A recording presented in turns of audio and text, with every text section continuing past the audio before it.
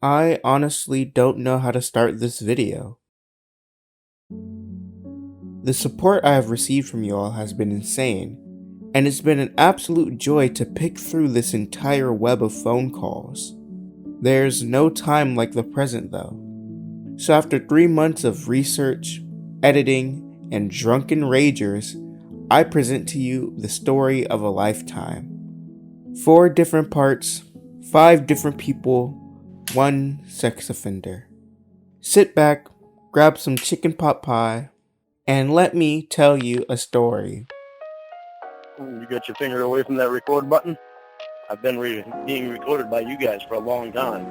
You recorded me and put me on the internet for entertainment for other people. There were recordings of me and Ramona's conversations.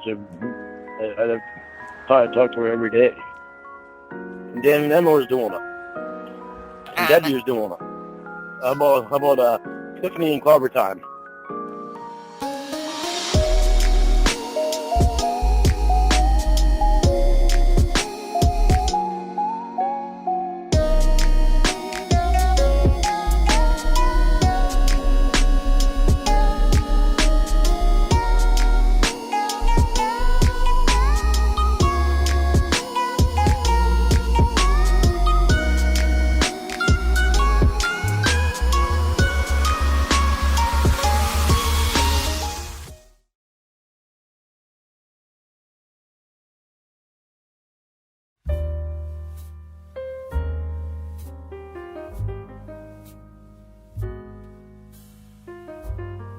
A good story always starts with a hero, and who's a better hero than Lorne Armstrong?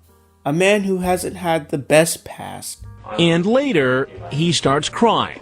Put your hands on your back. And crying. And crying. Am I gonna go to jail tonight? You will go to jail tonight. But is still trying to live a good life. It's been about 3 years since he's been out of jail, and he's doing pretty okay for himself. He got a job. He lives in a trailer on his uncle's property with his 2 dogs. He was placed on the lifetime RSO list and has to attend weekly sex offender classes. Fantastic life. One day, while Lorne was working his day-to-day, he gets a very strange letter in the mail. Dear Lorne Armstrong, I would just like to say you are me, Lorne, and Savior. I am a member at the Church of Cawd. She spelled that wrong. Instead of God, she put Quad. When I saw you on Dateline NBC, I knew you would be my life. Now I dedicate my life watching YouTube videos about you and learning everything about you. Did you know that there is a cult about you? Church of Quad. Oh, she spelled it wrong. It's supposed to be Cawd. I've read your entire catalog you had with the decoys. It was amazing. I can see you truly loved Kayla, you precious little princess. Mrs. Vagina. I hope Mr. Penis wasn't so angry. Thank you for changing my life. You are my hero. Please write me back. Thank you. Oh, Quad. This is clearly some crazy person, and this letter shouldn't be taken seriously, so Lorne disregards it and continues with his regular day. Weeks after, Lorne received another letter, this one being a lot friendlier, as it contained Oreos, a shirt, and a phone number. A number that Lorne can contact if he so chooses to, and as you probably have guessed, he decides to give the number a call. On the other line was a nice lady named Emma, and they both talk about a wide variety of topics. Right now, Lorne is focused on getting legal justice for, well, you know. Am I gonna go to jail tonight? You will go to jail tonight. And Emma seems to be completely on his side, or at least understand where he's coming from. Well, that was for state. They got me 2 charges because they got me across the state line, just made it federal. Because I was in Nashville, I went to Kentucky. Oh no! It was only like an hour away, but they're still crossing over the state line. Yeah, they do whatever they can to throw it at you, huh? Yeah. So they gave me 7 years for a state sentence, and for federal, they gave me 5 years. And it was actually supposed to, well, they didn't, the federal didn't give me, trying to remember what to call it. But they didn't give me the time that I had already spent in jail. Oh, okay. They didn't put that towards my sentence. They didn't add that onto my sentence, or they didn't put it towards time I had already spent. Yeah, like your time served, the time that you were Right. already there. Yeah. Oh, so they took days that they shouldn't have kept you. Yeah, like 8 months. Oh my gosh. Oh God. Emma tells Lorne about the Church of Cawd, a community that's interested in Lorne. Mainly, they like discussing his appearance on To Catch a Predator, as well as the materials that stem from it. There's a Facebook page called Church of Cawd where you are, and I know the website is defamatory, but there's the Facebook page where they worship you as a god, but they call you Cawd because of the way you pronounced Cawd when you were upset. You know, with Chris when they stormed in. The way it's said. Yeah, the way that you said it. And you know, they worship you like a prophet. There's one girl who constantly says that she wants to get on her knees in front of you. It's like a big old cult. What? It's a big old cult of people who are interested. Oh my word. But Emma tells him that there are people who feel bad for him and want to know what he's been up to lately. I mean, there are people who think you're great. There are people who don't like you. There are people who think that you should, you know, they've looked way into the case, and there are people who think that you should come out and vindicate yourself. And then there are people who think that everyone should leave you alone. But then there's the group of people who Photoshop your face onto Jesus on the cross and put it on a website. And, Oh my people God. comment. Oh boy. That's amazing. Lorne instantly became pretty interested in this group. I mean, wouldn't you at least want to know about a group that talks about you constantly? This curiosity led to several interviews that were hosted by people and members from the community, most of which went pretty fine and most of which people enjoyed. So, you know, you lived in Alaska, you lived in Washington, you lived in Canyon, Maine. What was it like sort of being in Nashville for the first time? I absolutely loved Nashville. You know, it was just perfect city. And emotionally, how was it for you? You know, you're showing up there, you're alone. How was that? Emotionally was a different thing. Because it didn't, I didn't feel like I had my family's full support. I didn't feel like I had my friends' full support.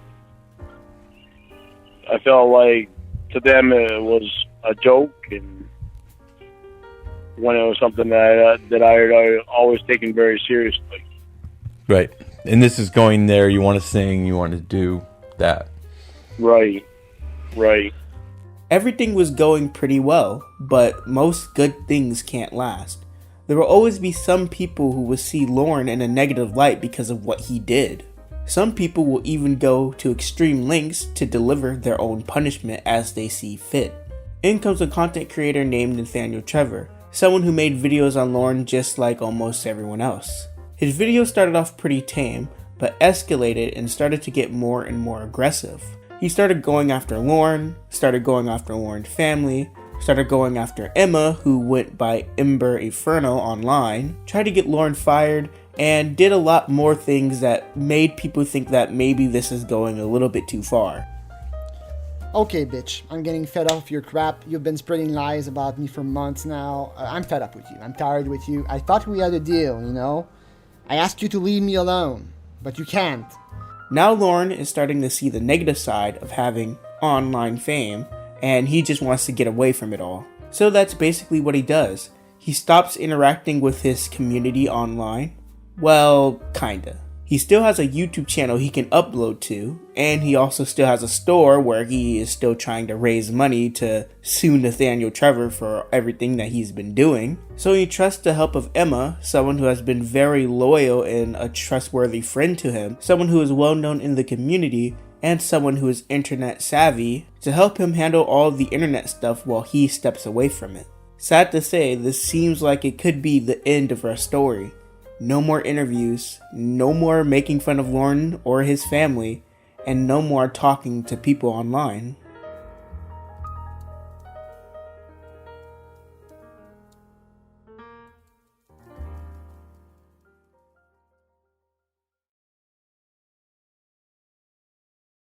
A lovely lady sits in her living room watching TV. The show she's watching is, of course, To Catch a Predator. As she is watching the popular show, her daughter walks into the room. The lady spoke to her daughter, telling her about the show since she knows all about her true crime story interest. After this conversation, the daughter, who is named Ramona, decided to do a little bit more research and look up a list of all the predators that were on To Catch a Predator. After looking around, she saw a predator that interested her, Lorne Armstrong, and, for some strange reason, she wanted to talk to him. So Ramona got her brother to contact a woman named Emma, and Emma decided to give Ramona Lorne's number. Lorne and Ramona then started talking in late October.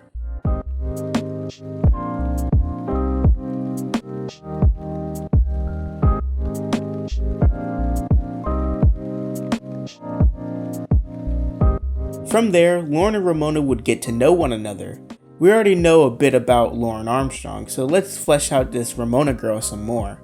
Ramona Quimby is a 24-year-old woman. Her physical appearance is that of a moderately attractive, short black woman with black hair. Ramona is a very rational and reasonable person. She can be very empathetic at times and is smart compared to the people around her age. She is vegan, a fan of true crime shows like Forensic Files, and she enjoys shopping and hanging out with her friends and family in her free time.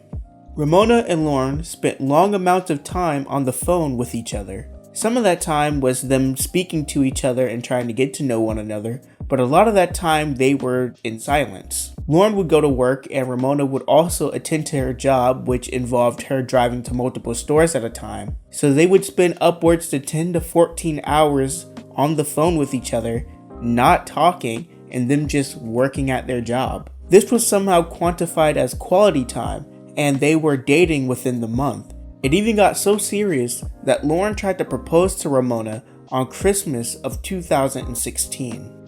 I will tell you guys what happened when he proposed.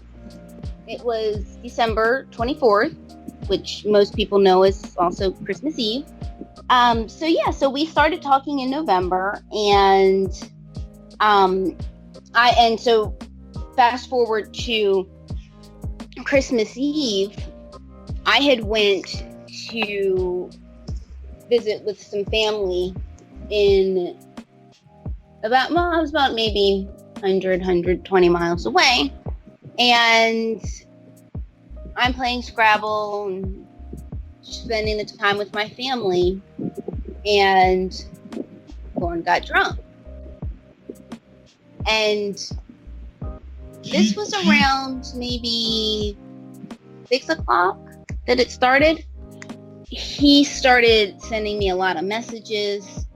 He started telling me that he was freaking out, that he had to say something to me, but that he was really scared. It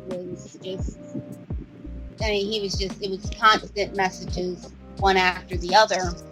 And I was saying, well, Lorne, I'm with my family. It's Christmas.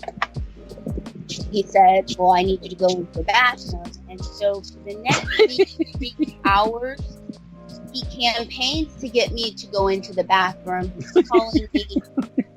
In 3 hours, he probably sent me about maybe 100 messages, maybe 200 messages. So romantic. And eventually, tell me he proposed while you were on the toilet. Eventually, she would just have to go to the bathroom after a while. And so this goes on. This back and forth goes on for about for about 3 hours, 4 hours, where he's saying, Ramona, I need to talk to you now. And I say, I cannot talk. It's Christmas Eve. I'm spending that time with my family. Ramona, I need to talk to you now. You need to go to the bathroom. So he left me several voicemails expressing his anger, telling me that I have thrown him away and that I am not making him a priority and I'm not treating him well and I shouldn't be, and being an asshole. And so he started getting, so the tone of his messages went from anxious and happy to nervous and anxious to very, very angry. And so when he got angry, I called him and he yelled at me for not calling him sooner. And I said, well, what is it that you have to ask? And that's when he asked me if I would marry him. Well, at that time I had said, can we talk about this when it's not Christmas Eve and I'm trying to spend that time with my family? And he said, yes. He was kind of annoyed when we got off the phone. So I went, spent Christmas Eve with my family, spent Christmas Day with my family. And then I think the next proposal came, I don't know if it was a full month later. It might have been a week or two later. And he basically said, Ramona, I know we haven't been talking very long, but you're the girl I want to be with. I've never met anyone else like you. I'm so in love with you, and I want to know if you will marry me. And I said, I'm not sure. Let's continue getting to know each other. And he told me that there's nothing more that he needs to know about me. He's ready, and he wants me to come up to Maine to live with him in his trailer. Because he can't leave Maine. No, he is unable to leave Maine while he's in his registered sex offender class. And so I said, I love the state that I live in. My friends are here. My family's here. I'm not moving. So he decided that he would move down here one day. But so his most recent proposal, I've told him, let's wait until we meet and then we can discuss those kinds of things. Other than the awkward marriage proposal, he and Ramona's relationship still continued to grow. Lorne was learning more about Ramonuh, about her life, and about the people who are around her. One of these people who Ramonuh would spend a lot of time with is someone who doesn't have a name, but we and Ramonuh all consider him the Doctor.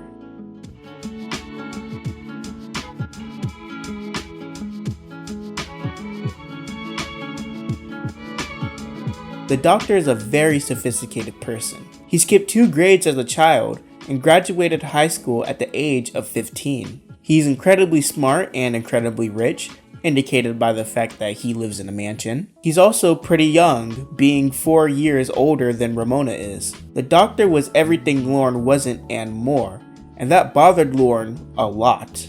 Lorne is a very, very jealous person, so when Ramona and the Doctor started to spend a lot more time together in the beginning of 2017, Lorne got really, really, really mad. Why did you not answer any of my fucking calls? Lorne, I just wanted to have fun with my friends. Well, the Doctor. Lorne, the Doctor is just one of several people who are here. Well, here, the motherfucker is still fucking there? Yes. Son of a fucking bitch. Jesus fucking Christ, you gotta be fucking kidding me. That whole fucking time, all my calls got fucking ignored from you because the Doctor was there. It's fucking cute. And it's fucking great. You ignore my calls because of that fucking piece of shit. Lorne, I just wanted to have fun with my friends. Listen to me! You ignored my calls because of that piece of shit. I just wanted to have fun with my friends. Don't fucking tell me that. And you're speaking very fucking low. which means you don't want the doctor to hear you. That's not true, Lorne. You don't fucking want me. You want the fucking doctor. I want you to get that fucking doctor right next to you. And I want you to tell him, right here with me, that you want me and you don't want him. Lorne, calm down. Don't fucking do that. Lorne, calm down. Look what you're fucking doing. You're sacrificing you and me because of that piece of shit. Do you want to lose me? No. Because you're fucking on the verge.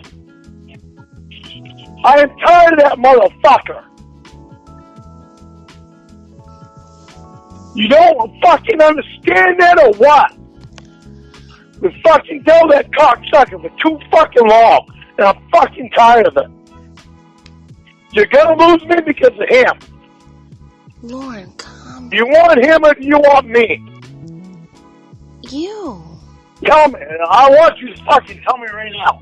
Do you want him or do you want me? You.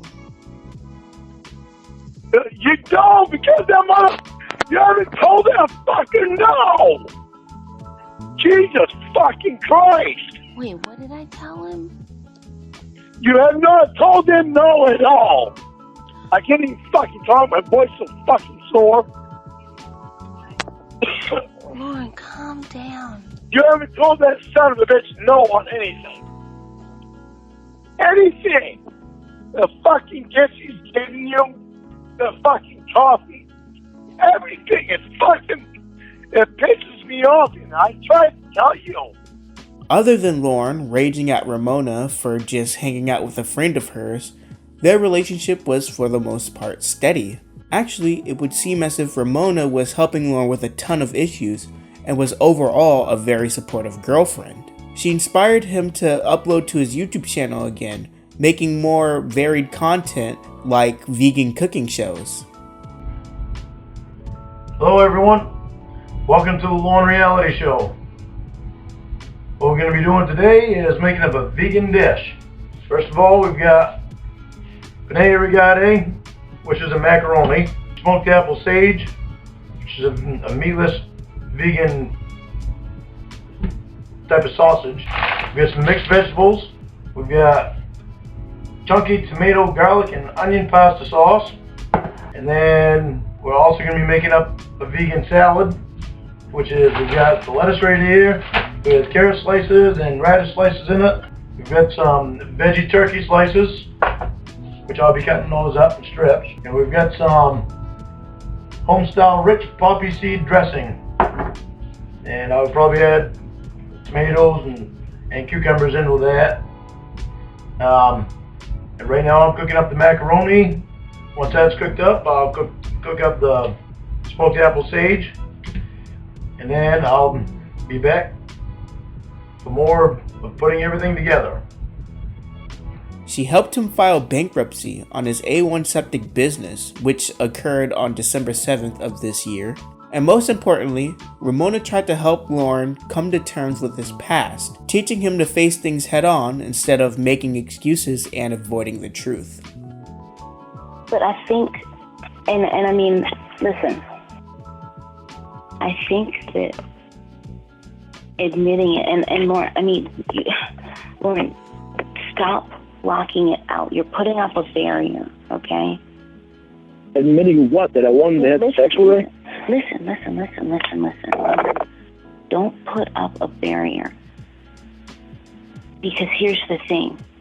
When you do that, you set yourself back and you hurt yourself. And I think that, you know, No, I'm not putting up a barrier, though. It's just things that I don't understand why I did what I did when I knew I didn't want to do it. when you're reminded of something that happened, it's like you're hearing it for the first time. Does that make sense? Yeah, it makes a lot of sense. And so you are traumatizing yourself every single time. Not because this thing happened and you have to live with it for the rest of your life, but because when you block things out and then you hear it again, it re-traumatizes you. And so I think that that's what you do with a lot of things. You block things out to the point where it's quite believable that you forget and that you tell yourself certain things. And then when you're faced with it, you get re-traumatized. As opposed to being faced with it and being able to say, yeah, I know, I did X, Y, and Z, and, I'm a different person now. You get re-traumatized every single time. It bothers me that I did it. Lorne seemed to be with someone who genuinely cared about him, and in this world where we see each other less and less, that is something kinda rare. Now, let's throw it all away.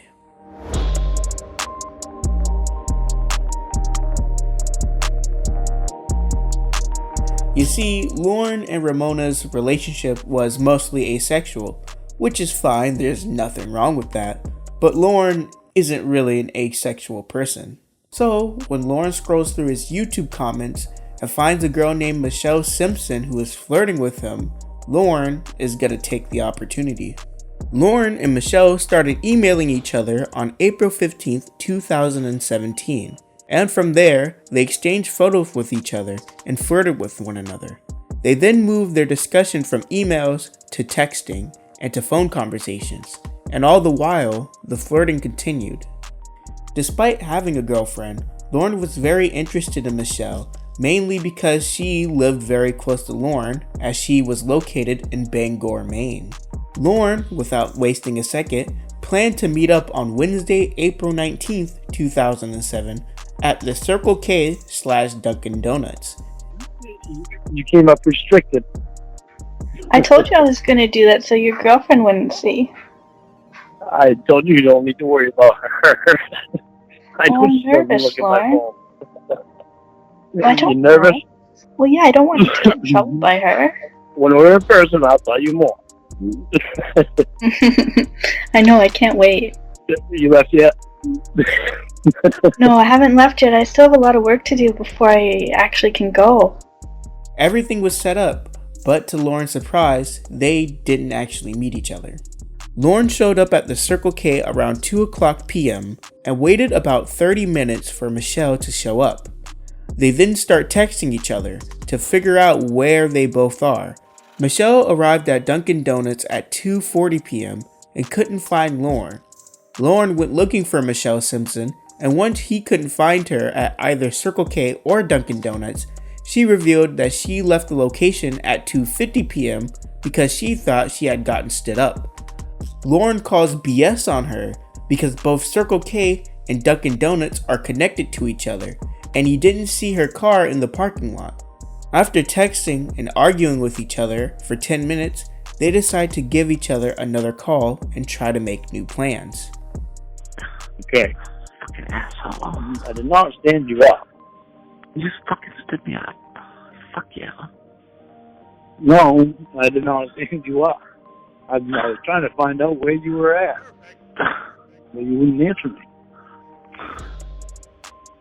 And when you said you were down Dunkin' Donuts, I was like, call me, I'm going to come right down. I'm so I went down there. But fuck you. I can't believe I drove all the way out here. Huh?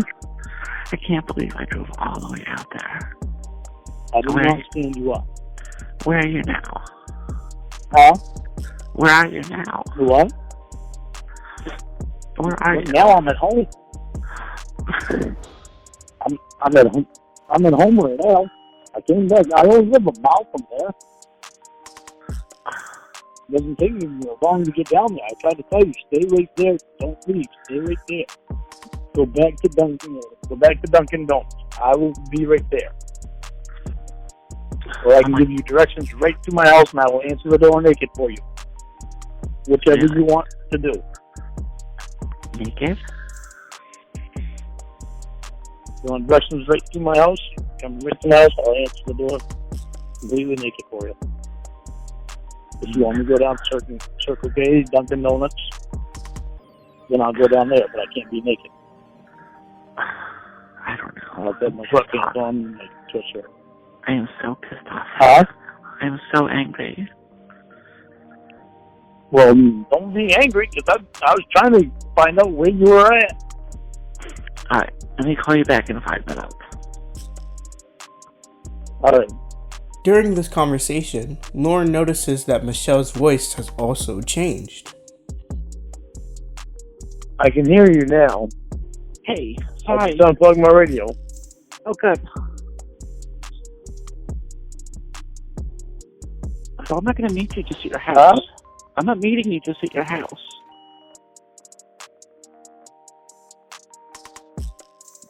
Why do you not sound like you did the other day? Yeah, when you left me that message. But I was at work and I'm home now.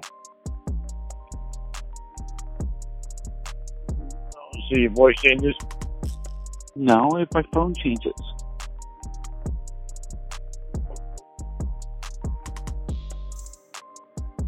I don't believe that's you in the picture.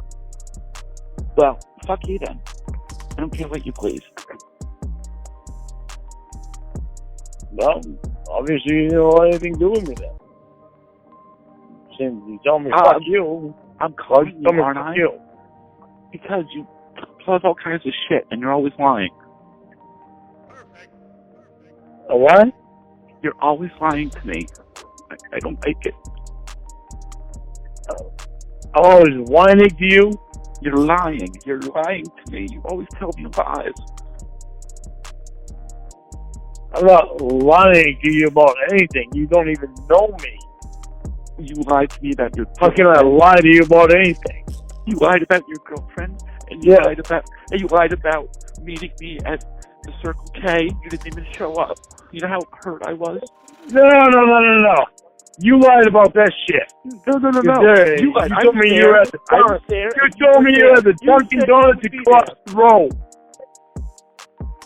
You told me you were at the Dunkin' Donuts across the street. There is no Dunkin' Donuts across the street. Dunkin' Donuts and Circle K is attached to each other. I know. How could you be across the street? You don't think I don't know that? This is done. This is done. No. You're fucking lying and I know it. You're a liar. Bye. You lie. After all of this occurs, we slingshot back to Ramona, who hears about all of these calls, and she's not happy about it. I freaked out all about the doctor because he's right there. I don't have anybody right here. No, don't talk about the doctor. Don't talk about the doctor. Talk about the girl Michelle. What happened? What happened? She made all kinds of, she kept making all kinds of comments. Huh? You basically tried to set up sex with her and what, she didn't show up? Lorne, don't tell me what I'm going to find and what I'm not going to find. I mean, because I was not expecting I know what you're going to find. You're not going to find anything that I had. As I was saying, because I was not expecting to find that you had a sexually charged conversation with someone who you said you were disgusted by. Oh, I'm disgusted because they're using my last name. That's my last name. In reference to Michelle Simpson Armstrong. I am disgusted about that. Oh, well, you're not so disgusted. Why everybody ever does that? You're not so disgusted that you blocked her. Oh, I should have. I'm sorry, I didn't. Spilling the soup and essentially cheating on your girlfriend are two completely different things. Oh, I didn't cheat on her. What's your definition of cheat? I had no intention of going to meet her. You know, I shouldn't have even talked to her. In that sense, I did cheat on her, and I'm sorry. I know what your next response is. I'm trying to say this. So people believe me. I'm never going to do that to you again. I'm never going to talk to another girl like in that manner again. So you had to do it once to learn the lesson that you shouldn't do it anymore? I don't understand why I did it, because I didn't want to do it to begin with. You didn't want to do it. No, I did. But you did it. And honestly, in the grand scheme of things, it doesn't matter what you wanted. The fact is that you did it. I mean, that's like if I go out and I like run over someone intentionally with my car, and I'm like, I don't know why I did it. I didn't even want to do it. That doesn't absolve me from the responsibility of murdering someone.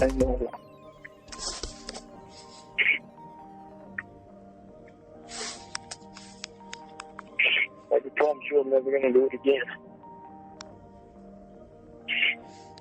Lorne, I don't know if you're going to have a chance to do it with me again, because I don't know what this is going to turn into, or turn out to.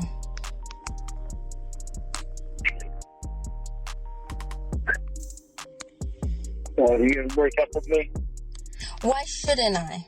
I want to hear that.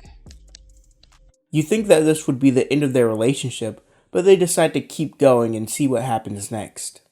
Okay, we've been talking a lot about Lorne and Ramona's relationship, so let's shift gears and discuss the relationship between Lorne and Emma.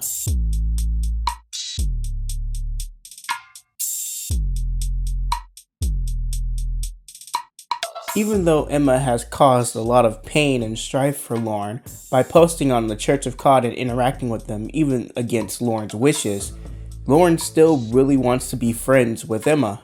She's been incredibly helpful and supportive of Lorne, so it makes sense to just keep her around. Emma, on the other hand, wants something more, as she's deeply obsessed with Lorne. She wanted to be Lorne's one and only lover, and Lorne isn't having any of that because, well, he's dating somebody. I would say that Emma is in the complete wrong here, and that Lorne has set clear boundaries that she keeps crossing over and over again, but that couldn't be farther from the truth. In actuality, Lorne keeps sending pretty mixed messages towards Emma. So now Emma is in a tight spot because on one hand, Lorne is saying that he wants to be friends with her, but on the other hand, Lorne's saying stuff like this.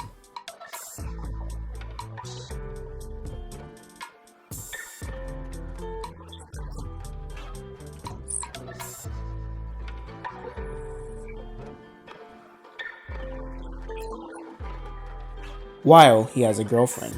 Another problem that Lorne had with Emma that sort of just lingered after they met is recordings. Emma still had her YouTube channel up, and she would constantly put out and take down recordings of Lorne for various reasons. So now Lorne constantly asks Emma, and really anyone, if they're recording him because he's getting paranoid. And trust me, it gets really annoying really fast.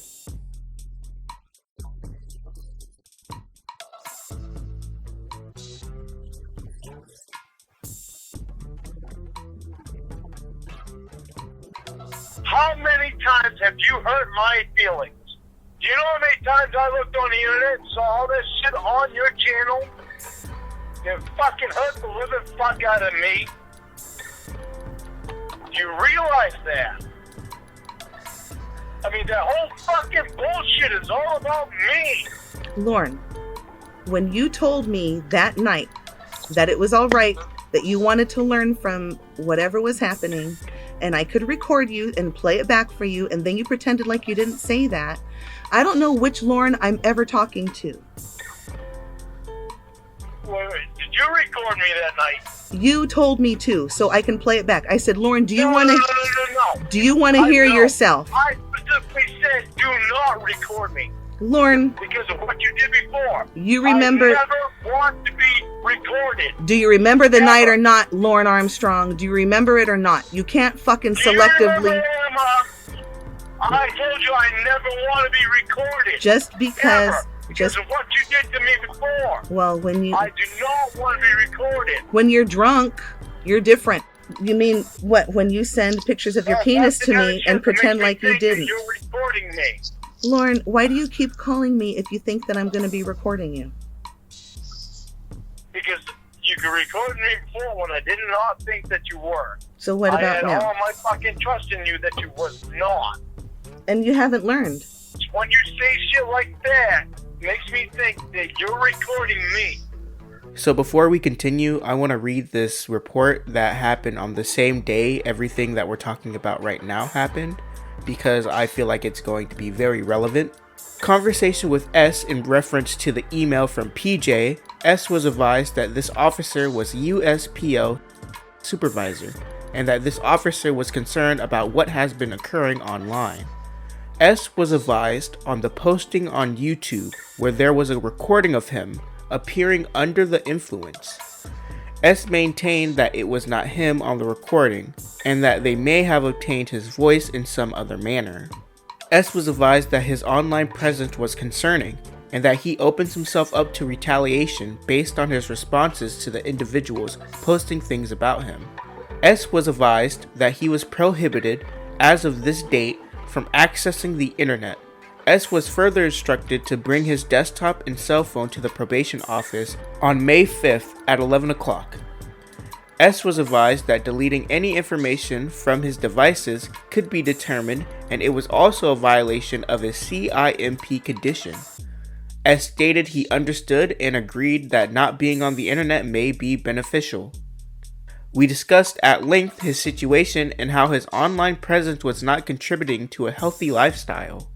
So from this report we can gather a few things. Lorne's probation is also aware of phone calls being leaked to YouTube and the internet, which is probably why Lorne is very paranoid and accusatory of everybody in his life currently, because this can land him back in jail. This also marks the day that Lorne isn't allowed access to the internet, so now he can't make YouTube videos anymore.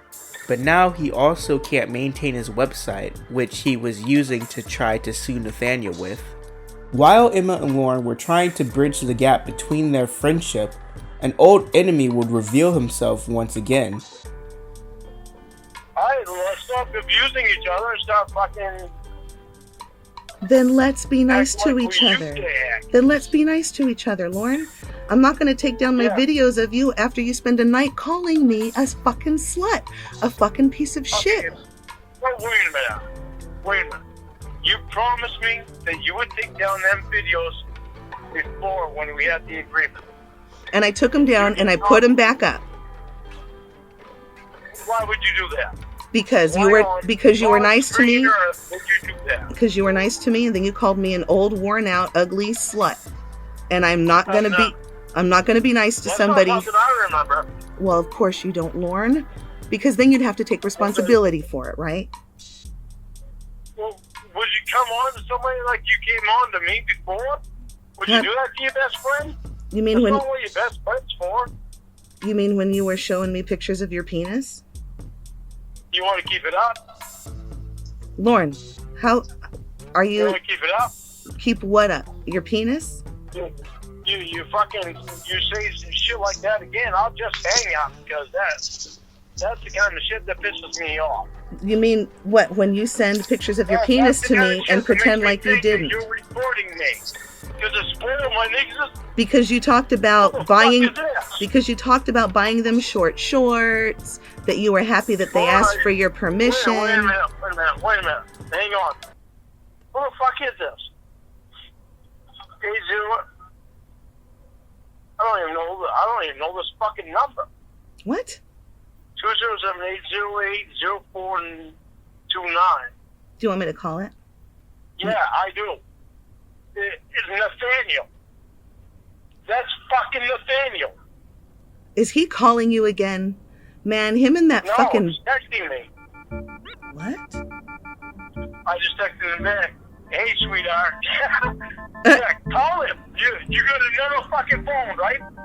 Call him. Who's this? This is Nathaniel.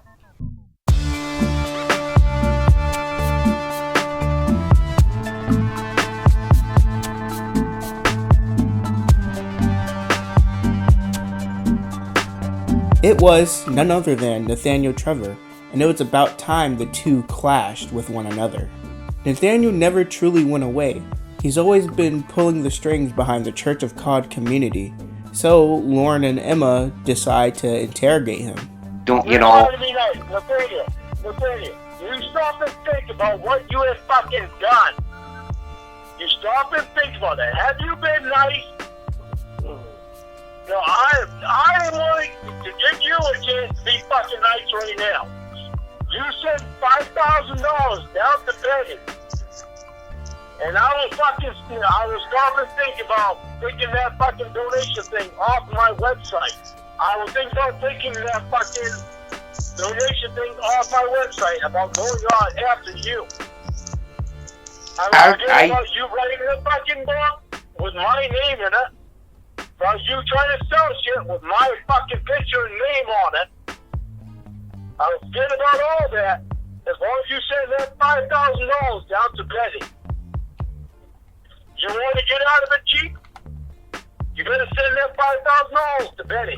And you owe a fucking apology to Emma. Yeah. No. Her fucking email, stealing that fucking pictures, putting that shit online for her kid to see.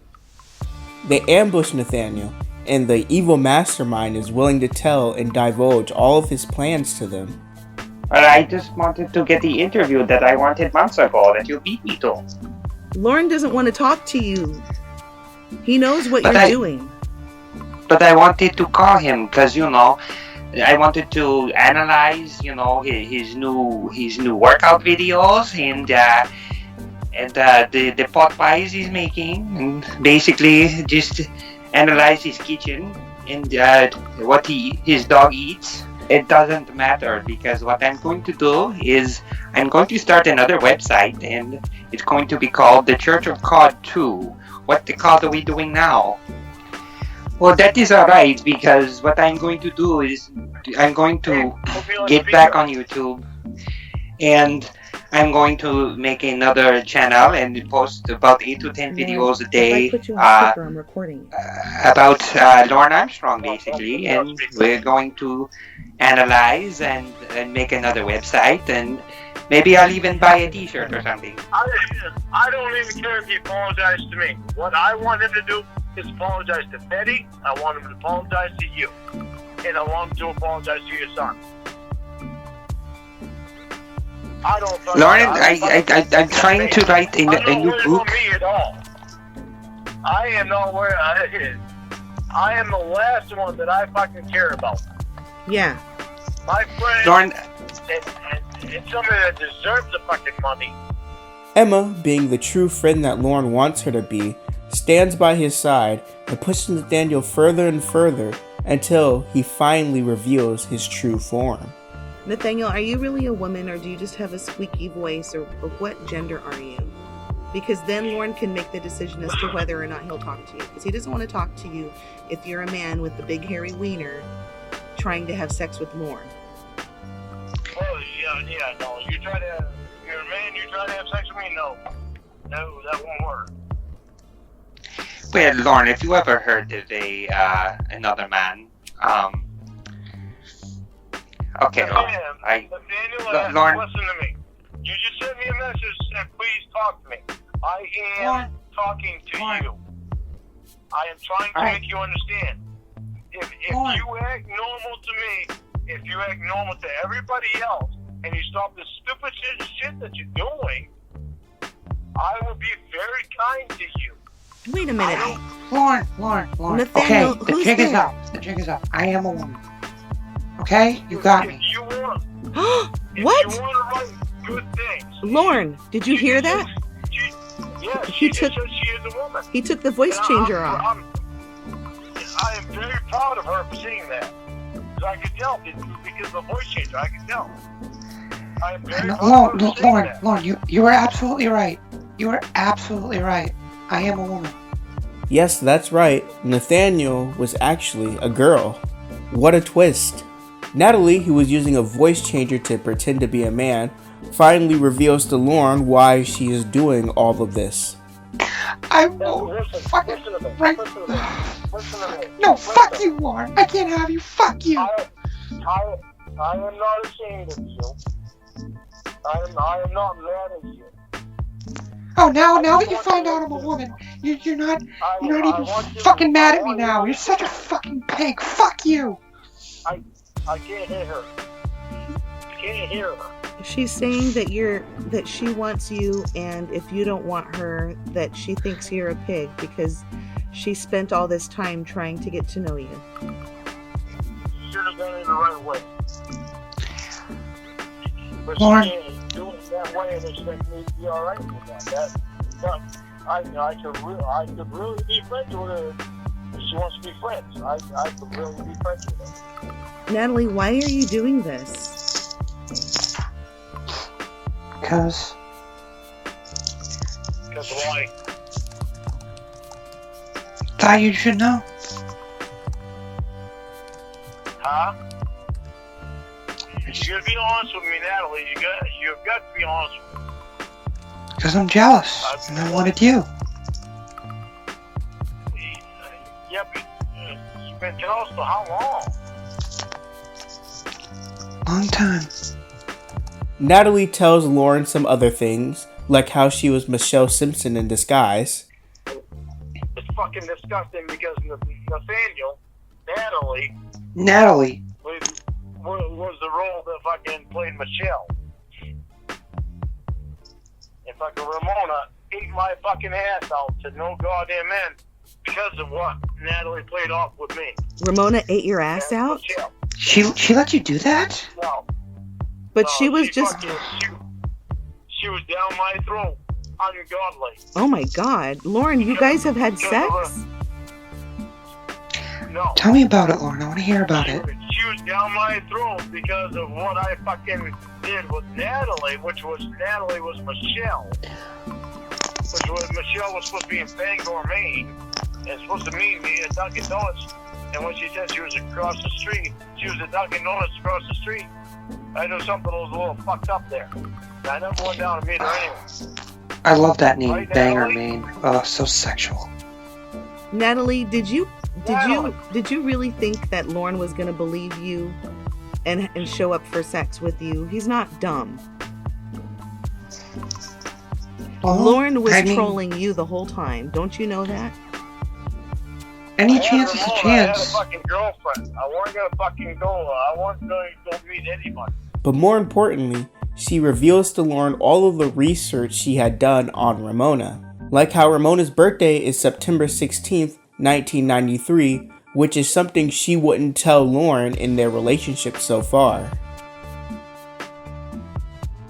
Yes, I hired a private investigator. You did hire a private investigator?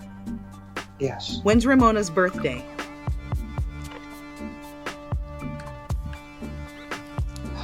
I have it written down.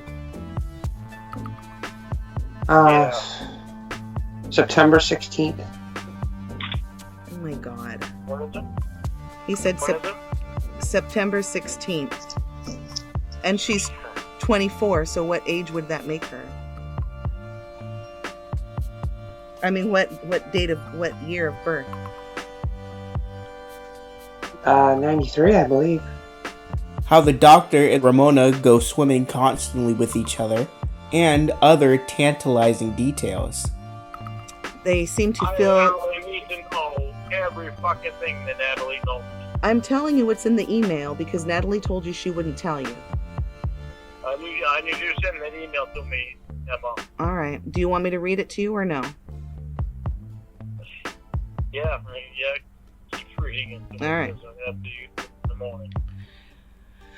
Go to swimming pool together. Appear to be taking lessons or giving them. Do not feel shy about undressing in front of each other. Return to the house. Fucking bitch. Temporary move-in. Public displays of affection. Kissing on sidewalk. Minimal groping of the breast area.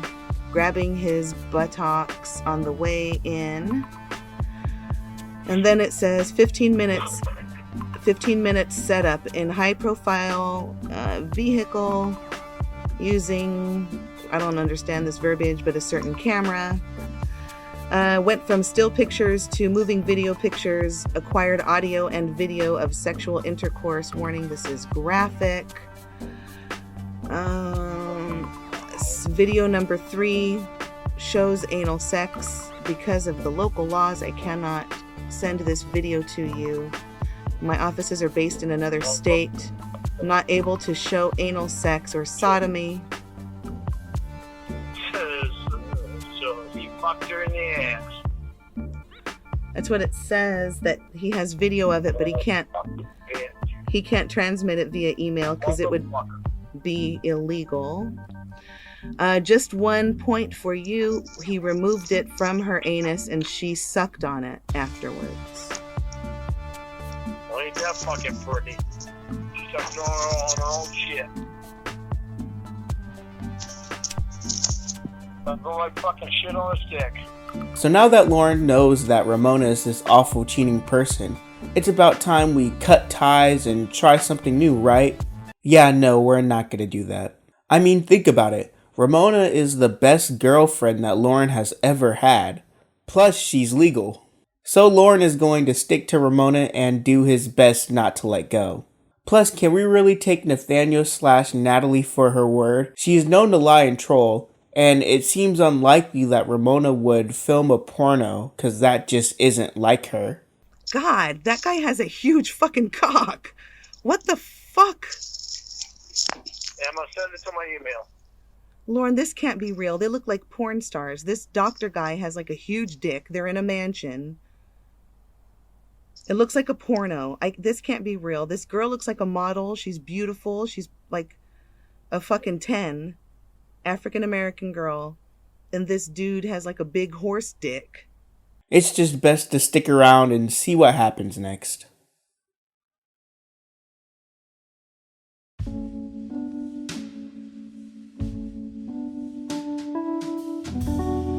So we've been jumping around from Emma to Michelle Simpson to Nathaniel, but what does Ramona think about all of this? Well, she isn't too fond of it. In fact, all of this stuff has been very overwhelming, and it's only going to get a lot worse. Despite Lorne and Emma trying to get Natalie/Nathaniel to stop messing with them and Ramona, he continued to do just that, as he would hack into Ramona's phone and call her as Michelle Simpson on several occasions. Lorne, I'm about to play one of these voicemails. Let me just find it. Yes, I hate fucking feeling this way and ask you this shit, but I don't have a fucking choice. Ramona, this is Michelle S. I'm calling long distance from Canada. I'm in your phone. I'm in so much trouble. I don't know what to do, but I'm just going to tell you the truth. You have a man that loves you. He's rich. He's handsome. He has a big penis. He loves you. And then you have another man up in Maine who loves women, younger women. He doesn't work. All he does is be mean to his dogs, masturbate, and cry. That's all he does. I'm telling you, I'm pleading with you, you should make the right decision and go with the man that truly loves you, the rich, handsome man with the big penis. That's all I have to say. I have to go. Goodbye. What the fuck was that, Lorne? Oh my fucking word. That's the kind of stuff that's on my phone now. That's the kind of stuff. What a fucking joke. What the fuck? On top of that, Ramona had to deal with Emma, as Lorne kept constantly fueling her obsession with him by flirting with her constantly. You said that Ember is so crazy, she's insane, you're sick of her, whatever. And instead of that night when you guys made up or whatever, instead of leaving it at that and communicating with her rarely, you did try to turn it into something else. And my thing is, that is your fault, because I was not getting that. Yes, it is my fault. I'm not denying it. And to top everything off, Lorne would message Ramona constantly, and if Ramona doesn't answer his text messages or phone calls, Lorne would get very, very angry and pretty abusive, spamming her phone until she answers. Ramona decided that she needed to place her foot down, and she put one restriction on Lorne. As of June 3rd, 2017, Lorne is not allowed to call Ramona after 10 p.m. Hopefully, this drastically curbs the number of times Lorne calls Ramona. And Lorne breaks it the same day it was placed. You couldn't talk to your mama.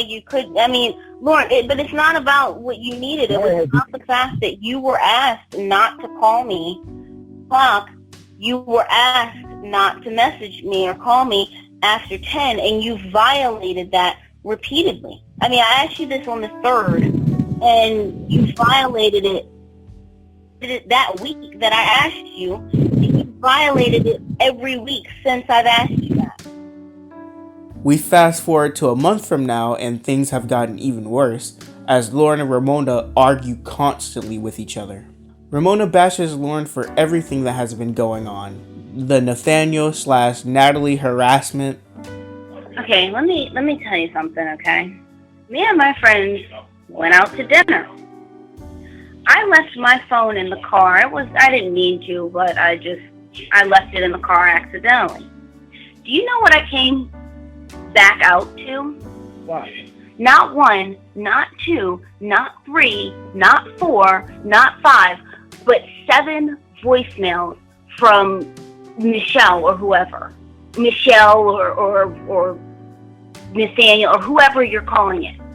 The Emma harassment. She did not have any motive to do that until you started. She had a motive. You and I were boyfriend and girlfriend. Lorne. She had motive. Lorne, she was not doing anything until that night when you called asking her for a video.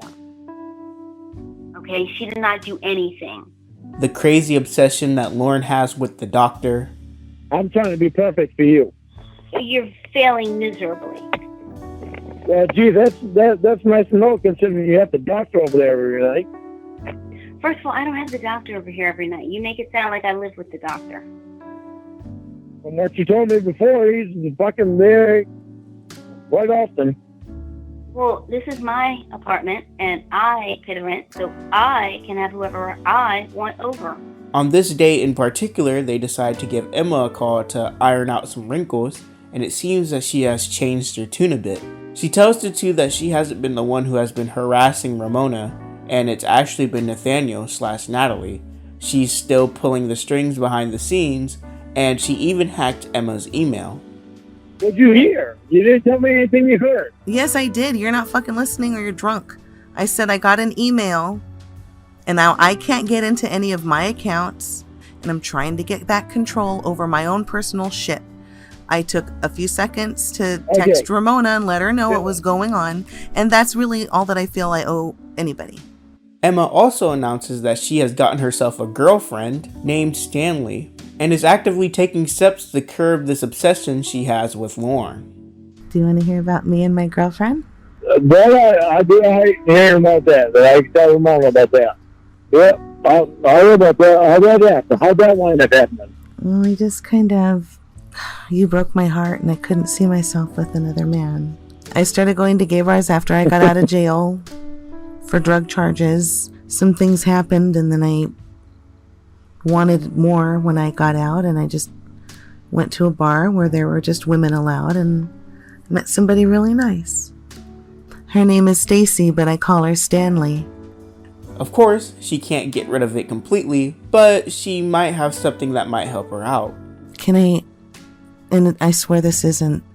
Don't take this the wrong way, but... Would you consider being a sperm donor for me and my partner, Stanley? Say what? Would you consider being a sperm donor for me and my partner? You have to talk to Ramona. That's for Ramona. We'll pay you $5,000. She's a pediatrician. As much as I want to say yes, I'm still going to talk to Ramona. Alright. Yes, you heard that right. This crazy obsessed girl wants the sperm of this very charming man.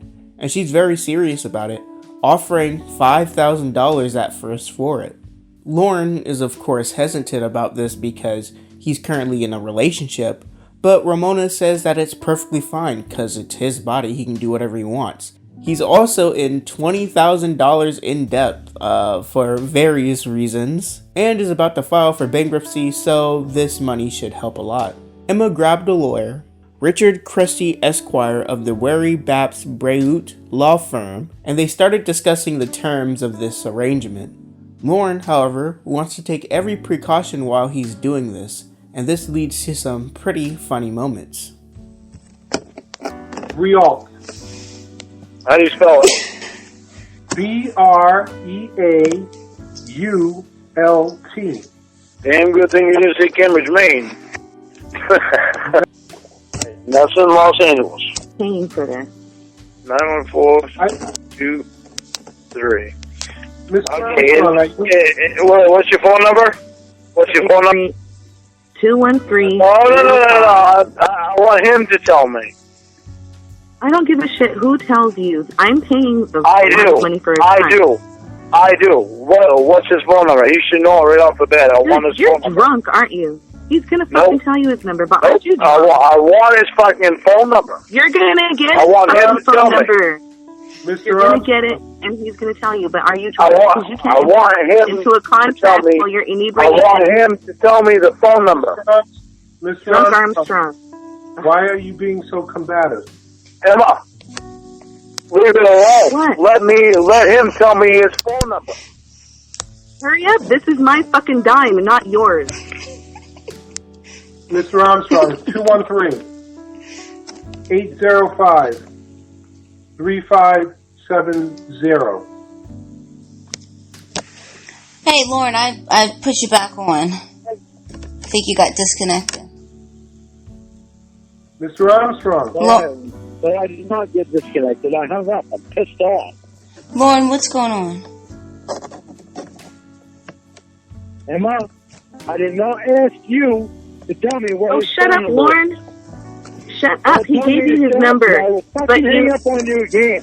But you started acting weird and you just hung up. I want him. He just told you. If you hadn't hung up and thrown a fit. I didn't ask Emma.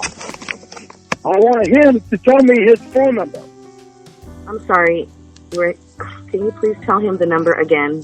Since he hung up like a little baby. Perhaps we should do this another time. I don't understand what's going on. I want your phone number, Rick.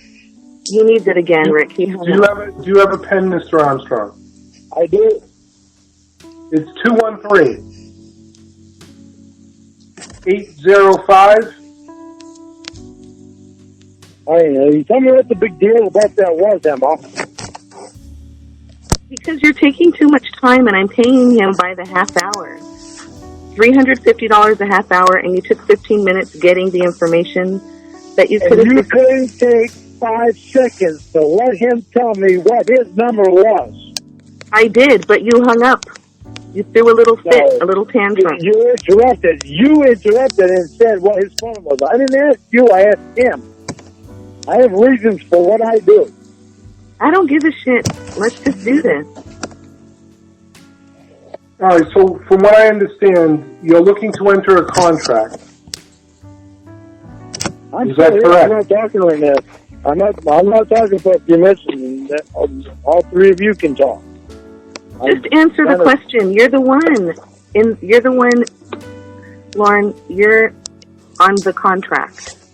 So I don't know why you're being the way you're being, but cut it out and let's get this done.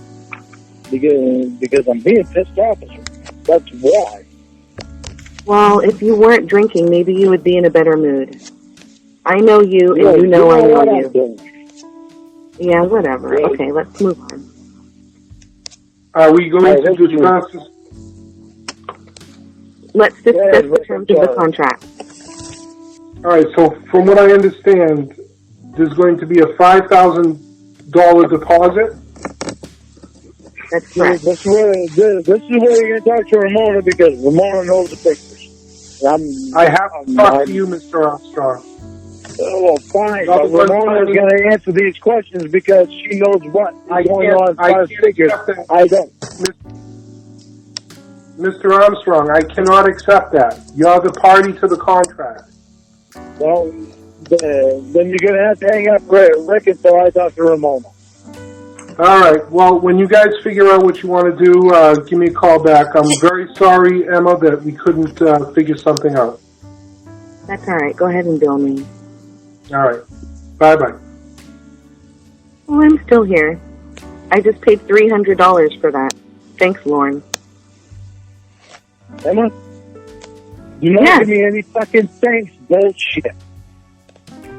Don't talk to me like that. I'm not your girlfriend who accepts your abuse, okay? We're entering into a legal contract, and we need to talk business. It has nothing to do with feelings or you being drunk and easily agitated okay? I'm fucking irritated because I have to look up for myself because you're not doing it, and you was my best friend before. You know what? We had an attorney on the line who was going to look out for the interests of both of us.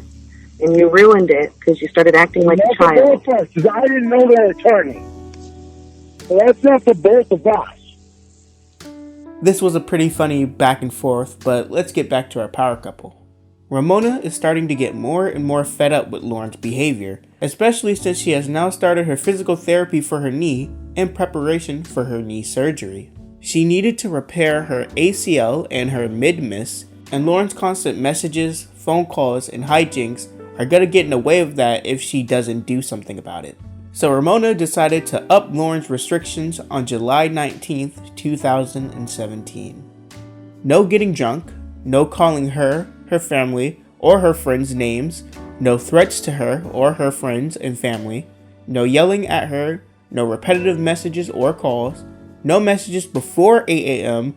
or after 10 p.m. ever, no getting an attitude if or when she doesn't text or call back, no accusing her of cheating, no nasty voicemails, no nasty messages from his friends. But why would Lorne follow all of these rules when he failed to do the first rule he was given? Well, because now Lorne is getting something in return. If you have forgotten, Lorne is a registered sex offender, and as such, he must stay within the terms of his probation. If he violates said terms, he could risk his freedom and go back to jail. Some of those terms include no drinking, no pornographic material, no access to the internet without a monitor, etc., etc. Lorne's probation officers keep a close eye on him, and he's been telling them about some Ramona girl that he met online. They also have heard some questionable things online that could possibly land Lorne back in jail. Scared of Lorne getting himself in more trouble, his officers demanded that he prove that Ramonuh is a true girl. Now the rules are set. Lorne wants to see Ramonuh and get probation off of his back, and Ramonuh just wants a decent boyfriend. What can go wrong?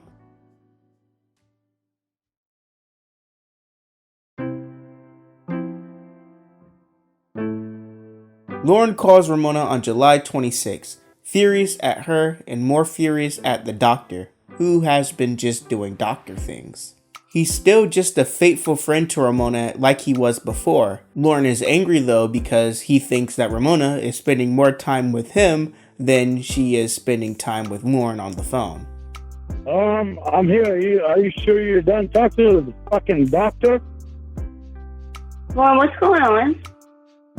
I'm fucking pissed off as hell at you. You are pulling some stupid ass fucking bullshit. Talk to me all fucking day. But you have talked to that fucking doctor. Because you have so many things to talk to about with that doctor when you have been with him for the last 3 fucking days, Ramona. What the fuck is going on with you and that doctor? Lorne, nothing is going on. Bullshit. Lorne. You're fucking lying. Yeah, there's shit going on that you're not telling me. Ramonuh gives reasons for this.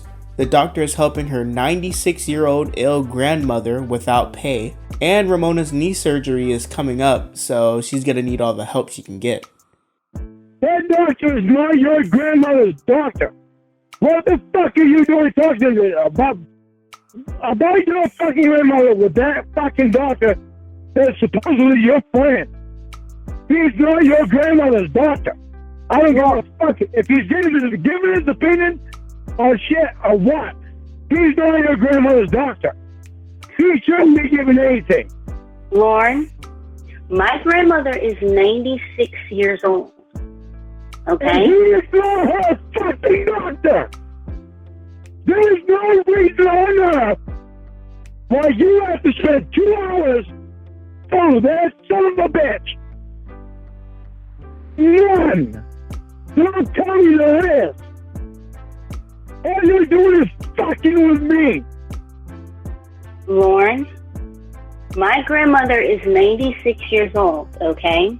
My grandmother has a multitude of health stemming from being 96 years old. She's almost 100 years old. Does she have a doctor? Does she have a doctor? In regards to my grandmother, she is 96 years old, okay? She has a multitude of health concerns, and not everything that she has to deal with is something that the family knows about. She has a lot of... Does this doctor know about everything? No!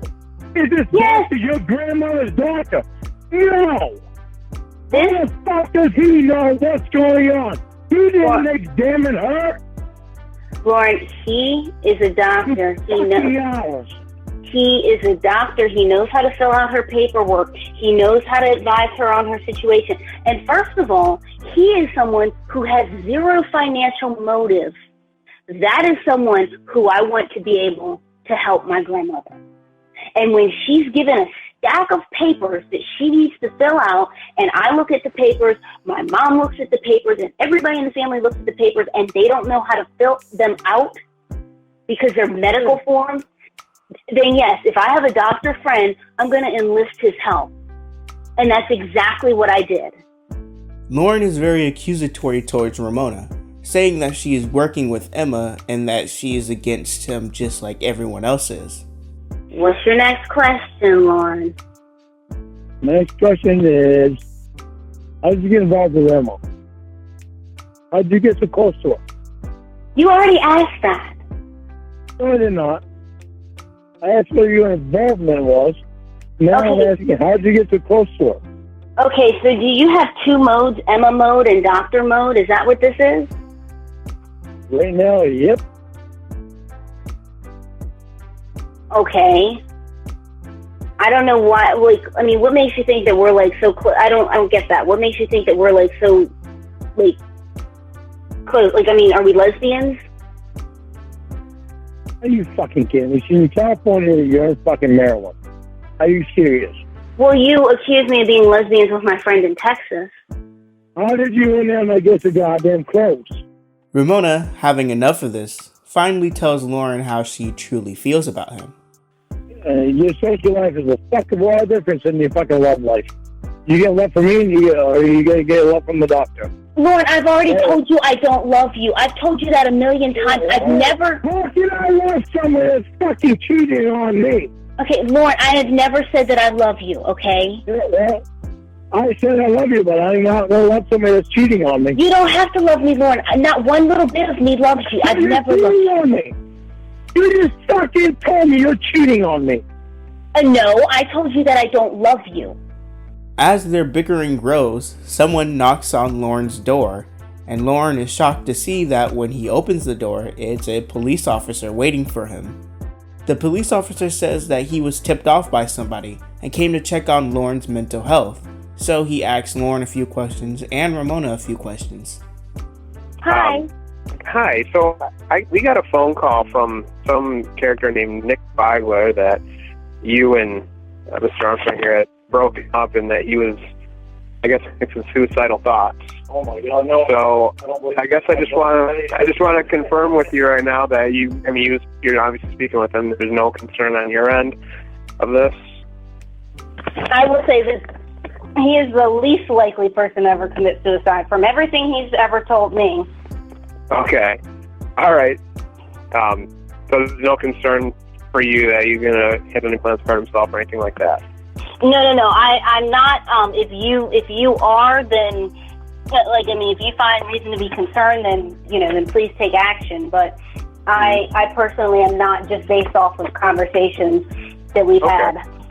The police officer also notices that Lorne has been drinking, which is a violation of his probation. Yeah, I am on probation. Yeah, it didn't just... don't remember the last name. Yeah, no alcohol on the premises, nothing like that. Yeah, that's conditional. No alcohol on the premises. Oh, my cup got filled there.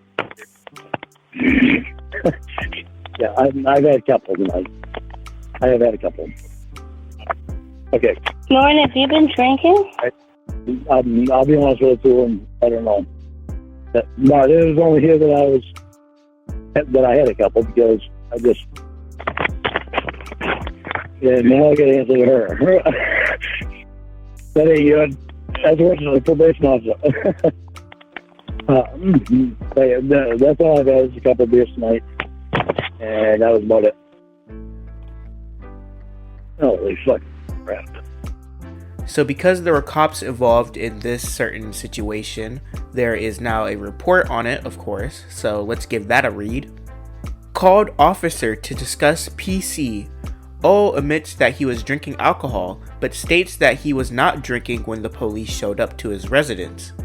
Claims he does not know who called the police and he was on the phone with Ramona, who denies involvement. States he is just stressed out and was not suicidal. Clarified with O if he is currently suicidal. O states he is not suicidal and does not believe in suicide. O states that he is going to go to AA on Ramona's direction.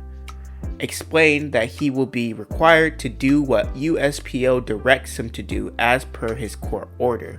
Directed O to report to my office at 10:30 a.m. tomorrow, July 27, 2017. O states he understands and will report.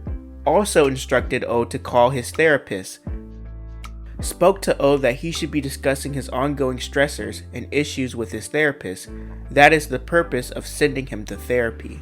Directed O to bring a list tomorrow of things that he identifies he did incorrectly. Why did things go wrong?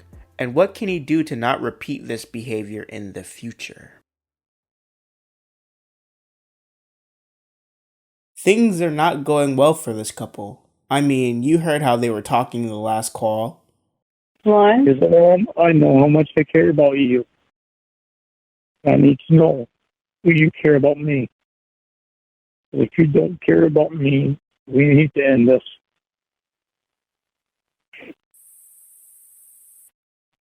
So I need to know the truth. I want a yes or a no. Lorne, Please give me that. Lorne, I am defining care, okay? Because I don't. That's true. Can you please just give me a yes or a no? Lorne, why are you crying? Because I don't want something that's going to go around the answer. I want yes or no. Do you care about me? Lorne, why would you call me a pathetic bitch and ask me that question? Why would you do that? Why would you do that? You got me out of a lot of shit. Lorne, you're still in all of that stuff. You're the one putting me in it. The relationship is slowly dying, and they're not the only ones who can see that.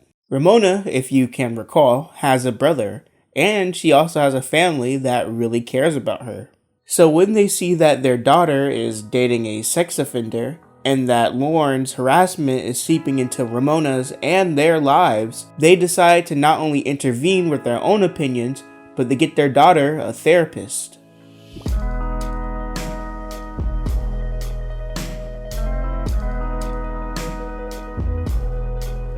That's right, another man in the picture, and as you could have already guessed, Lorne is not a big fan.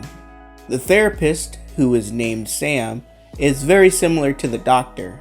Very smart, has a mansion, lots of money, young, he's got it all. Lorne's energy for this entire relationship so far was put towards hating the doctor.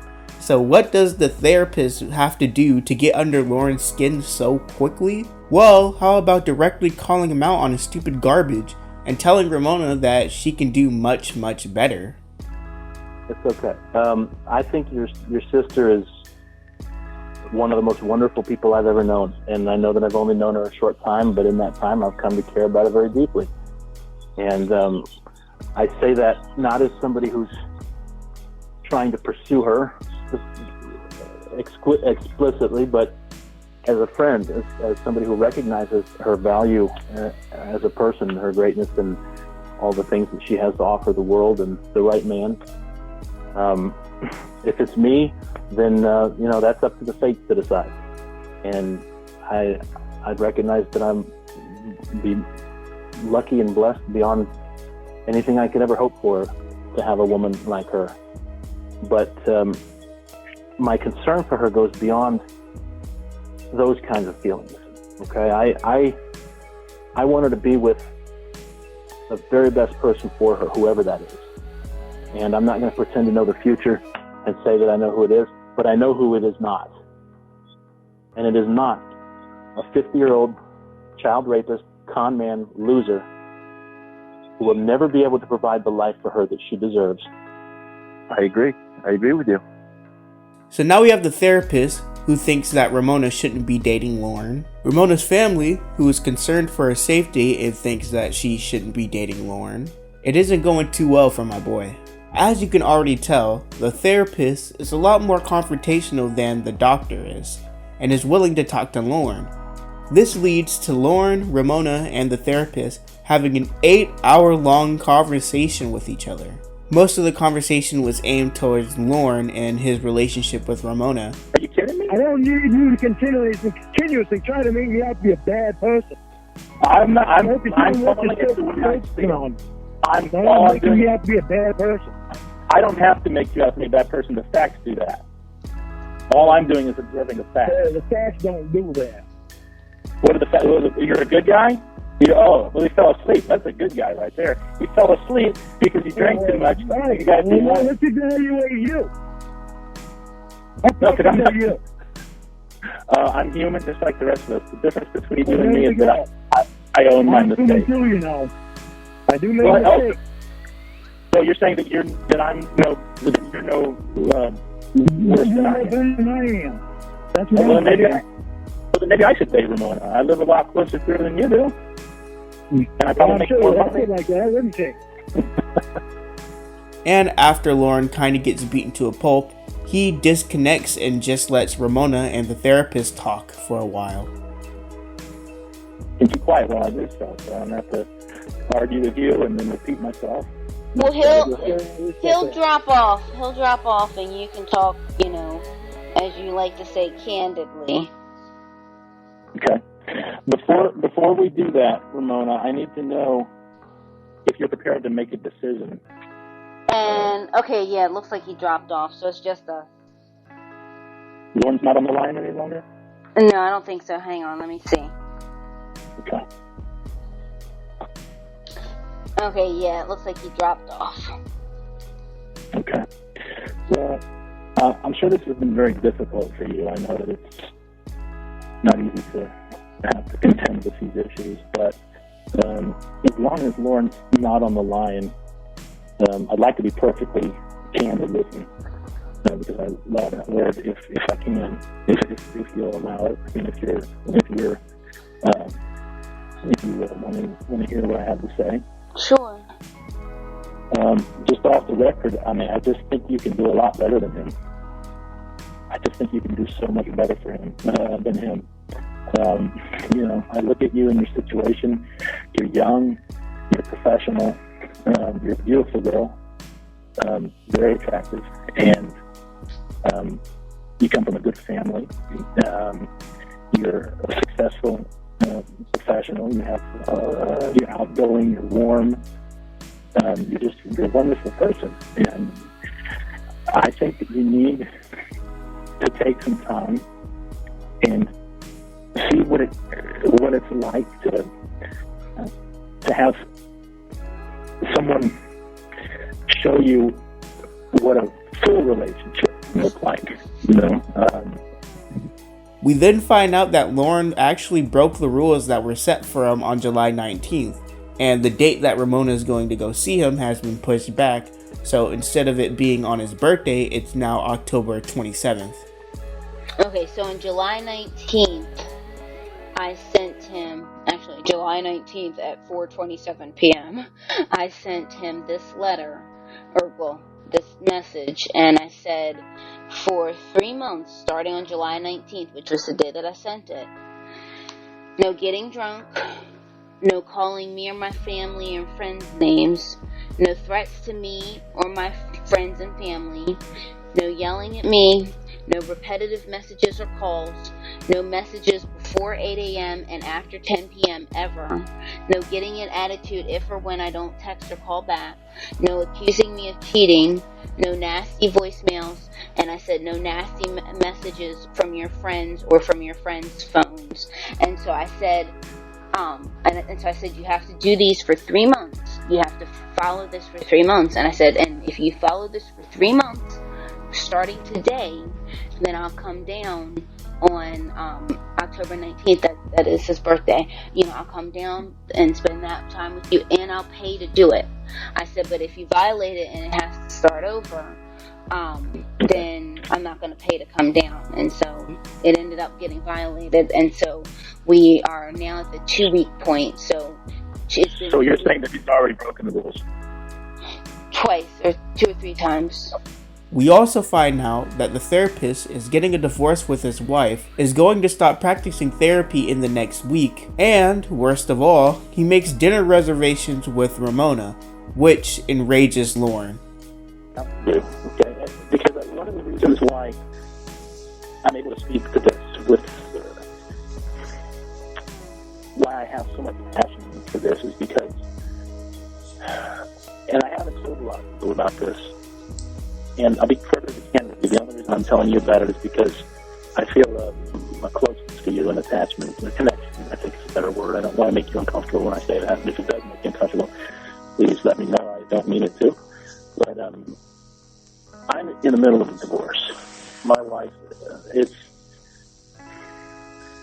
so you know where they stand, and you know what my professional evaluation is of the situation. And after next week, that's going to be the end of my professional relationship with them. Why don't we get together for dinner or something? I mean, nothing. I hope that's not too forward. Why don't we visit and talk about this stuff? And I can do dinner. You have some time. Yeah, I mean, nothing big, nothing. Just where we're not constricted by the parameters of a professional clinical relationship, and so we can talk about this stuff, and maybe just I'll give you a hand and help you and find some footing. And does that sound okay to you? Maybe? Yeah, I can do dinner sometime next week.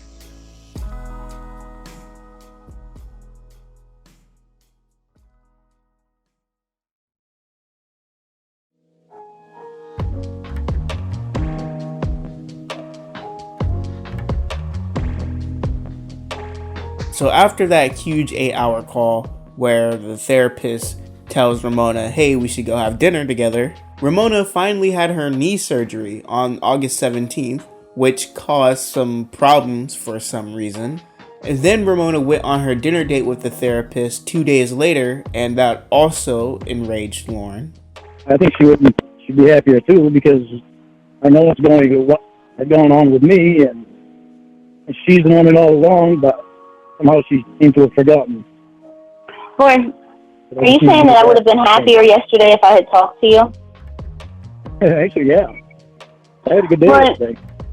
Lorne, okay, see, here's what you... Oh my God, this guy is for real. Lorne, the entire day yesterday, I slept because I was doped up on all sorts of medicines, like the ones that you just heard, and the anesthesia from 2 days prior. And you're saying that I should have talked to you on the phone because you had a good day yesterday? So Lorne and Ramona have been bickering a lot, and after the surgery, of course, this isn't really healthy. So Ramona proposes a break. Yes, a break. This break isn't really adding a lot compared to the other restrictions that were placed, but it allows Ramona and Lorne to go date within their area. If you're so confident that you're now this great person, I take it that you're confident about that. I'm very confident about it. Well, then let's do the 3 months, but let's see other people. Why would I want to do that when I know the therapist is all over you? No, you're so confident that you've changed. Then let's see other people. And since you're so confident that I'll see it, then I'll see it, and we'll go from there. Ramona has her reasons for this. She wants to go see what's around her area because she's getting sick of Lorne, honestly. And she also genuinely thinks that Lorne can go look around his area and he might find someone better than Ramona. But Lorne is completely opposed to this. And you end up getting closer and closer to the therapist, and you got my ass. But wait a minute. But here's the thing, though. You've changed. Let me finish. You've changed so much, so I'm going to see these changes, and I'm not going to want to have anything to do with the therapist. Okay. Yeah, but are you going to be too late? Are you going to get too close to him? You're going to spend hours and hours on the phone with him, or hours and hours over his house, hours and hours letting him take you on a date, making out with him, letting him do all kinds of things that are going to bring you closer to him? And meanwhile, it makes us go further apart. That doesn't make sense. Lorne, let's see other people, and let's see what happens over the next 3 months. Because I've already told you that you should be dating people who are in your state. I don't believe I should. I believe I should be with you. Despite all the backlash Lorne gave her, Ramona added this rule and Lorne begrudgingly agreed. Well, then let's see other people and see what happens. I can't believe I'm fucking agreeing to this shit. This blows my mind. Alright, but it's not going to be any longer than 3 months, though. Yeah, no, I'm not going to have 3 months worth of...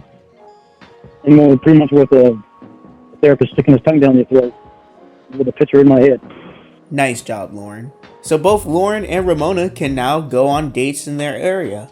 And it seems that Ramona has already gotten a date with the therapist, which is very good for her. In retaliation, Lorne decides to also find a date with somebody, and he chooses Jen. We remember Jen, right? Lorne has mentioned interest in many different girls between this time period, like Sierra, Chelsea, Denise, Jen. So Lorne doesn't actually want to go on a date with Jen. He's just using Jen to make Ramona jealous, which is a pretty awful thing to do. But this doesn't actually make Ramona jealous because this is what she wanted. She wanted Lorne to go and find other girls to go out with. All of this leads to a funny exchange where Lorne admits that he actually doesn't want to go on a date with Jen, and Ramona and Emma force Lorne into a very awkward corner. I was not going to go until I found out that you have a date, and then I said, well, I have a date. I don't want to go on this date. I want us to be back together and to talk, so we can get this shit straightened out. That's what I want. No, I'm not going on the date. I know, I muted myself. I said you should just call Jen on three-way and cancel your date so Ramona knows you're serious. Well, I don't have Jen's number. I gotta call Tony, and Tony has to call her. Tony knows her. Well, why don't you get Tony to give her the number and you cancel the date on three-way? Call Tony right now on three-way. We'll mute ourselves, get the number, and then call Jen on three-way, and we'll mute ourselves again and you can cancel your date. Yeah, because if I'm on the phone with you all night, you're going to know that I'm not on the date. No, but if you have the date, then call her, cancel it, so that I know that you're serious, and then I'll stay home and talk to you. I'm not putting Jen on. I'm not going to do that to Jen. She has no idea about anything. No, all she'll know is that you're canceling the date. You're not feeling well. We're not going to say anything. You know we're not going to say anything because you've done it with your mom. So we're not going to say anything. You can call her and cancel. That way I know that you're serious and that you're serious about not going out with her.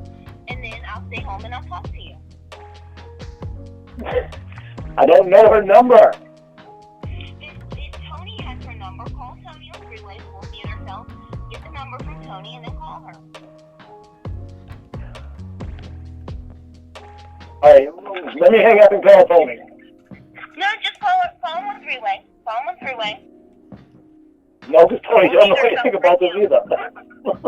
What? Tony don't know anything about this either. I'm not gonna put a bunch of people through this shit. Lauren, listen to me, okay? You have a date with someone who knows Tony. Yes or no, right? Yeah. So why not call Tony and ask for your date's phone number and just ask for her number? You don't have to say anything. Just say, hey, what's Jen's phone number? Tony won't give me her number. Tony has to call her. What? She doesn't want Tony giving out her number until she knows who it is and until she knows If after you a have a while. date with her, why wouldn't she want you to have her number? I don't know. Okay, so you have a date People with someone who do all kinds of weird things. Lauren, listen. You're going on a date with someone tonight, right? And I'm assuming that you have her address so that you can pick her up, or else you're meeting somewhere mutually, but you'd have to give That's her what a we were ring. going to do. We were going to meet somewhere. Okay, so you're going to meet somewhere, so I'm assuming that you're going to have to call her anyway. She would assume that you would be calling her anyway to say, hey, I'm out front of Walmart, here I am, or whatever. So if that's the case, then you'd need her number anyway. And if you're going on a date with her, she'd have no problem with you having her phone number. You're going on a date. She didn't give me her number. I did it through Tony. If Tony has Tony her number, can call her. what? Tony is the one that has to call her. But I was just going to meet her someplace. Well, have Tony give her your number. No, I get enough people that know my number. Lauren, you're playing games, okay? Listen to me. No, I'm not playing games. I'm not going to put anybody on the freeway where they don't know what the hell is going on. You sound like you have a mouthful of shit, and I cannot understand you. I said, I'm not going to put anybody on the freeway when they don't know what the hell is going on. They don't need to know what's going on. If you're canceling your date, just say, hey, I'm not feeling too well. I'm canceling the date. And that's all you have to do. There's nothing about this going on. If that's what you're doing, then that's what you're doing. And if you were serious, then that would show me that you're serious. Would you cancel your date with the therapist if Lorne cancels his date? If Lauren cancels his date on Freeway, I will call the therapist on Freeway as well and cancel my date. Well, there you go. Why'd you make a date to begin with? No. It's not why. I can say the same to you. It's not about why. It's about if you cancel yours on Freeway, I will call and cancel mine on Freeway. Okay, but I can't do it with my phone like that. I can't call Tony and have us be on Freeway because my phone doesn't do that. I don't have a smartphone anymore, remember? Lauren, you have done it before. You can do it. You have done it before. I didn't call Emma. Emma called me. So I can't do it unless I call. That's the only way I can do a three-way on the burn phone. Okay, so while you're on the phone right now... We've had to do it with Mom before, remember? We've had to do it with Mom before. Okay, so immediately hang up and call me, and then I'll call Emma. We'll be on three-way, and then you'll immediately call Tony. Okay. You have 5 seconds to call me back. Immediately. Jesus. All right. 5 seconds from now. Hang on. All right.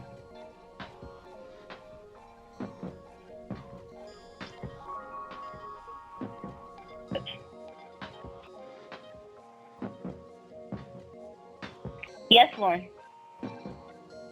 Why are you doing this? Ramonuh goes on her date with the therapist. Lorne gets angry. They bicker. Blah, blah, blah. It's the same old, same old. However, Lorne's paranoia starts to slowly seep back in again.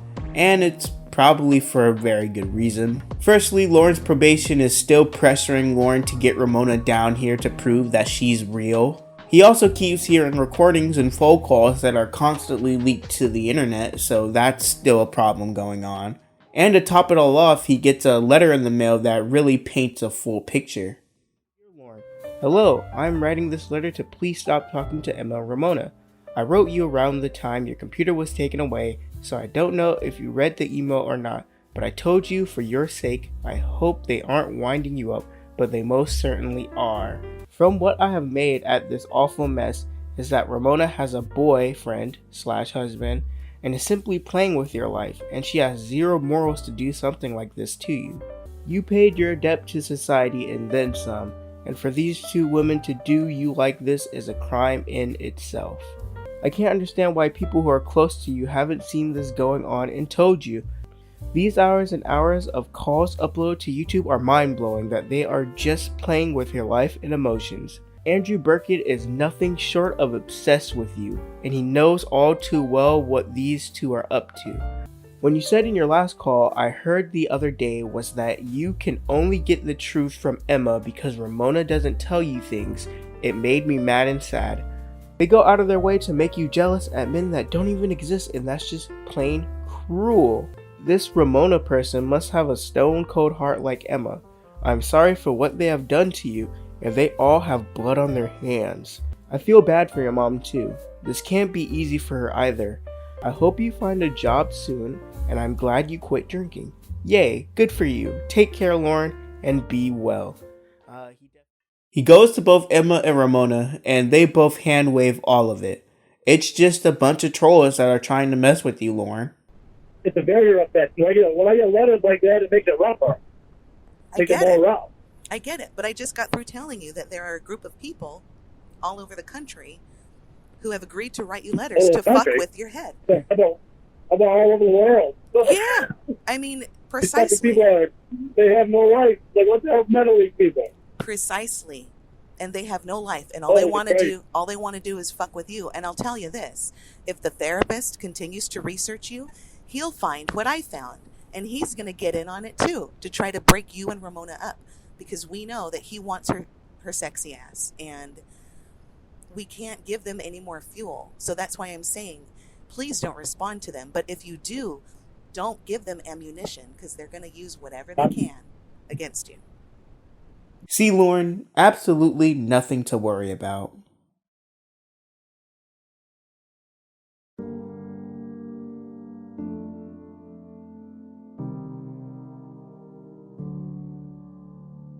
August 28th, 2017. A big day for a lot of people.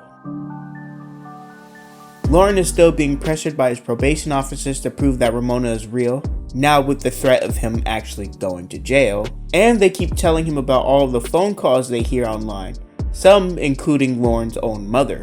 Lorne, upset about what he's hearing, confronts Ramona on everything. A month has passed since that. That's your choice. You want to wait 3 fucking months to meet me? That's your choice. I ain't gonna you be able to meet me then, because I'm not gonna fucking wait around anymore. I told you not to wait, Lord. I've been telling you that for months and months and months and months and months. I have told you not to wait. I have told you that. How many times have I told you that? I don't know. I lost count after 500. Somebody that don't want to meet me anyway. Lord, I have told you. You wanted to meet me. You knew what kind of person I was before. I know what kind of person you are, Lauren, and that's not the type of person I wanted to meet. Yeah. And you won't be able to record me for Emma. Lauren, if I was recording you after 9 months, I'm pretty sure I have a lifetime of stuff if I was recording you. Of 9 months of talking, that's a long list of calls that I would have. It's a long time to talk. That's a long time to get close to someone. Lauren, it's a long time to gain somebody's trust. As I was saying, so if I was recording you, I would have enough material to last a lifetime. If you were recording me, you'd have a reason for how that wound up getting on the internet about you telling my mom what things that I've said. I'm gonna have to figure out how to look for that, because I don't know. I don't even believe that it's online. But if it wasn't online, then I never would have heard about it. I don't know. There's no way that I can trust you. I don't have an option in the matter. I'm telling you the truth, and it's not good enough for you, so I'm not going to spend the night doing it. Don't you think it's a little odd that I'm finding all this stuff out and hearing that it's your voice on the computer, on the internet, laughing about shit? You are not going to answer the question about who got mad and sad, and so I am not going to answer any more questions. There's a letter that I got. You've got a copy of the letter. I sent you a copy of the letter. You sent me a copy? Cincinnati, Ohio. Oh, the one that you took a picture of. I sent both you and Emma. I thought, that letter that you burned? Yeah. So this is another one of your lies? No. Well, what, Lauren? You said you burned that letter. I did. So then why would you be reading it like you just did? Because I wrote down that part of it. Lauren, okay, you are full of complete shit. You're absolutely full of shit. You think what you want. But those questions I had when it came to that part, I wrote that down before I burned it. I wanted to know about it. Oh, you're full of shit. Okay. Not the only one. Ramona tries to defend herself, and they call Emma to try to clear things up. She instead escalates things even further. Mr. Lorne here is on the phone, and he has some questions for you. Oh, goody. That shit wind up being on your YouTube channel about me. I don't have a YouTube channel, Lorne. Obviously you do. Obviously to who? Somebody who got kicked off the internet for trying to fuck a little girl using the internet? Damn. Oh, that's funny? No, yeah, sorry. Lorne. Check this out. My husband's here. His name is Sam. And What's up, stupid? And we think that you and Ramona deserve everything that you both get. Ramona for being a pedophile sympathizer and you for wanting to fuck a little girl. Wait. I'm not a pedophile sympathizer. You're giving comfort to this fucking pig who tried to fuck a little girl and screamed at you for months. Goddamn right. TJ and I, fucking retard. TJ and I got together, and he convinced my husband Sam to talk to Lorne again because he's disgusting, and you can do so much better than Lorne. Ramona, I'm sorry to do this to you. I know there should be girl power and girls should stick together and everything, but in all reality, you're just as bad as Lorne. And I'm glad that we did what we did to you too. Now, if Lorne wants to continue his relationship with you, I think you deserve each other, quite frankly. Emma, you're a fucking disgusting freak. Lorne hangs up, and about 30 minutes after, he calls back again. They both spend a good amount of time yelling at each other, basically rehashing everything they've been arguing about for the past 9 months.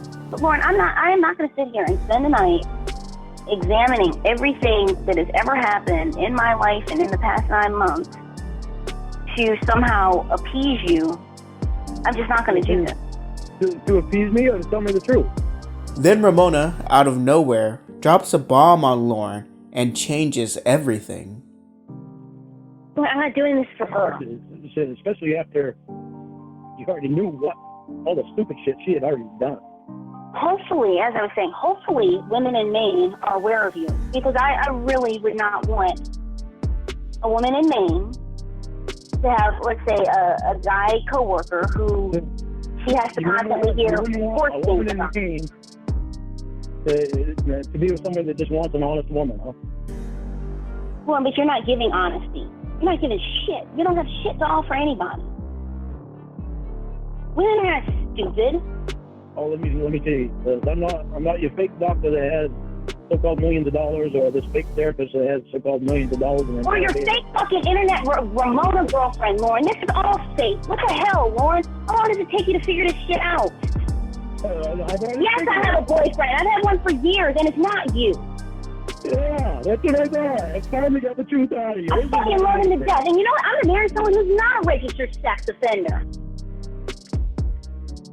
I'm going to be with someone who doesn't try to fuck children. And you know what? And you know what? And you know what? And you know what? No, on Christmas, I was not with my mother and grandmother. That wasn't the year for us to go to my parents' house. We went to his fucking parents' house. And while we're at his fucking parents' house, you're like, hey, I went to Lucy's bathroom. And I'm like, oh God, if your mother sees this, I don't want her to see my phone. And guess what? I'm not 24. I'm not 25. I'm in my 20s, but guess what? You'll never know where. But guess what? I'm older than 25. But I figured if I was going to be friends with a registered sex offender, I'd have to make it as low as I want. Oh, and guess what? The doctor, the neighbor's cousin, all of that, they never existed. Oh, and finally, you want the biggest shock? My name's not Ramona. It's Tracy. Ramona Quimby. No, it's not even Tracy. Ramona Quimby is a girl from books that I used to read when I was a kid. And guess what? Your fake girlfriend is even a child, you kitty fucker. Is it worth it? Are you fucking... You call me a kitty fucker. This is why you hooked up with Emma. You've been with Emma ever since fucking day one. Lorne, I've been with Emma ever since day negative 35. I've known her for I don't know how long, watching these videos of you trying to rape a kid. But the point was never for you to fall in love with me. I tried to tell you not to. I tried to tell you many times I don't want to be with you. So you just had to have Ramonuh Quimby and her 8-year-old tight pussy. I didn't even know who Ramonuh Quimby was. This is just... That's right, Ramonuh was fake the entire time. For 9 months, Lorne was played with, just like Amanda James. Ramonuh was just playing with Lorne's heart.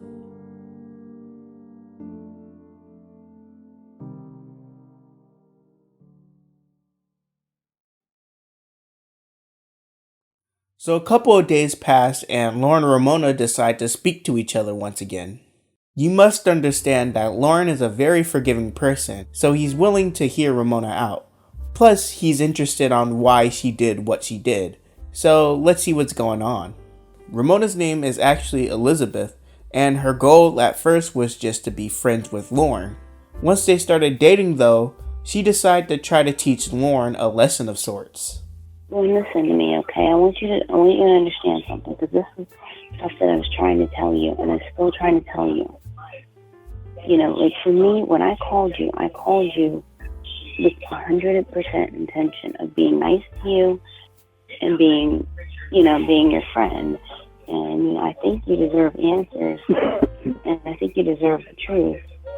And I've tried to tell you this before. You cannot expect people or women that you meet on the internet are going to fall in love with you.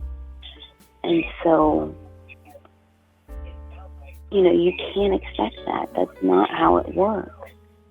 And, I truly hope that you find someone, who's not on the internet. You could have friends who are on the internet. And it does happen where people meet on the internet and they end up together. Believe me, after what you did to me, I will never look on the internet again for anything. Lorne asks Elizabeth some other questions about what's been going on and what she's been doing and more about her, and they kind of become friends afterwards. Lorne also tries to get with her constantly. Okay, what were you saying? I'm saying, are you in love with him or not? Oh, back to this. He never really left it. I challenge you to give me an honest, truthful answer. Are you in love with him? All right, I challenge you to ask your therapist if she thinks what I'm saying is right. Will you please stop going around it? I'm not. You are. Please give me a direct, honest, truthful answer. I'm going to go middle of the room. I'm going to say I don't know. No, I don't want the middle of the road. I want an honest answer. Like, you have this girl who tricked you for 9 months, and after it's all done and settled, you still want to try to get with her. It sounds insane when you say it out loud. They wouldn't get back together, surprisingly, but they chat on and off regularly for the next few months. But Ramonuh played me for 10 months just to get information about me. Okay. To bring it back to Xavier, to put on the internet. With all this fucking shit that she was going to go on a date with a doctor and all this other shit. And when it wound up, she was just playing me, and she was actually